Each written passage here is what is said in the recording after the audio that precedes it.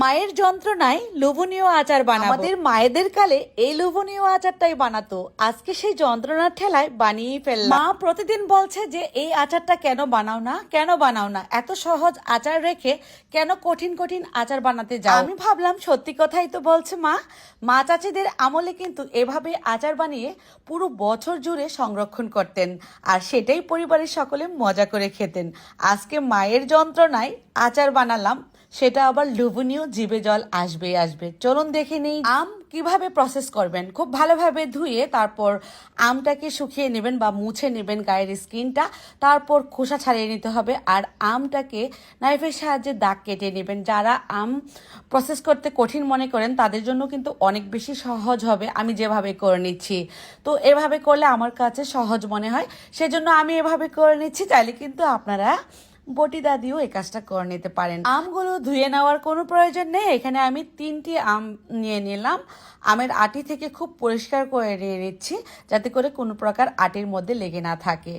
এখন আমি চুলাতে একটা কড়াই বসিয়ে এর মধ্যে 1 কাপ পরিমাণ সরিষার তেল দিয়ে দিচ্ছি 15-20টা রসুন কোয়া। 5 ফোড়ন মশলা দিলাম 1 টেবিল চামচ পরিমাণ। একটু রসুন আর 5 ফোড়নটাকে তেলে ভেজে আমগুলো দিয়ে দিচ্ছি। লবণ দিয়ে দিচ্ছি স্বাদ অনুযায়ী, যেহেতু আম টক সেক্ষেত্রে কিন্তু লবণটা দিতেই হবে। আর লবণ দিলে খুব দ্রুত আমটা গলে যাবে। 3 থেকে 4 মিনিটের মধ্যেই তেলে ভাজলে আম একদম সেদ্ধ হয়ে গলে যাবে।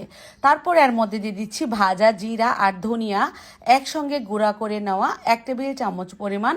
হলুদের গুঁড়া দিলাম 1 টেবিল চামচ পরিমাণ। এখন খুব ভালোভাবে কষাতে থাকবো। যত কষাবো এর গায়ের কালারটা কিন্তু ততই চেঞ্জ হবে। তার আগে আমি এখানে 1 কাপ পরিমাণ ভরে ভরে চিনি দিয়ে দিলাম। চিনি দিলে দেখবেন যে আমের এই মিশ্রণটা খুবই গ্লাসি হবে, কালারটা চেঞ্জ হয়ে আসবে। চিনি যতক্ষণ না পর্যন্ত না দিবেন ততক্ষণ পর্যন্ত কিন্তু কালারটা চেঞ্জ হবে না। সবশেষে দিয়ে দিলাম শুকনো মরিচের গুঁড়া 1 টেবিল চামচ পরিমাণ ভরে ভরে।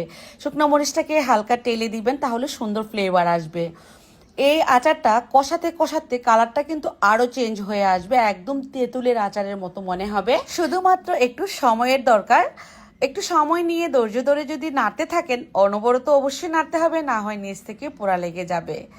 আপনারা খেয়াল করুন আচারটা কতটা গ্লাসি হয়েছে আর কালারটা কত সুন্দর আসছে, তাই না? তো মায়ের পেরাপেরিতে আজকে কিন্তু আমি এই আচার বানিয়েই ফেললাম। এই আচার আপনি যত বানাবেন ততই কিন্তু খাওয়া হবে, আর এটা নষ্টও হবে না। মাঝে মাঝে একটু রোদ্রে দিবেন, বছর জুড়ে খেতে পারবেন। আমি একটু এভাবে দাগ কেটে নিচ্ছি নাইফের সাহায্যে, যাতে করে সম পরিমাণে এই আচারটাকে গোল্লা করতে পারি, বা এভাবেও রেখে দিতে পারেন। চাইলে গোল্লা গোল্লা করে রাখতে পারেন, আপনার পছন্দ। আমার হাজবেন্ডের তো এই আচারটা অনেক বেশি পছন্দ। সামনে কুরবানির ঈদকে উপেক্ষা করে এই আচারটা বেশি বেশি করে বানিয়ে রাখবেন কাঁচা আমের সিজন থাকতে থাকতে। কেমন লাগলো কমেন্টে লিখে জানিয়ে দিবেন আমার আজকের আচার।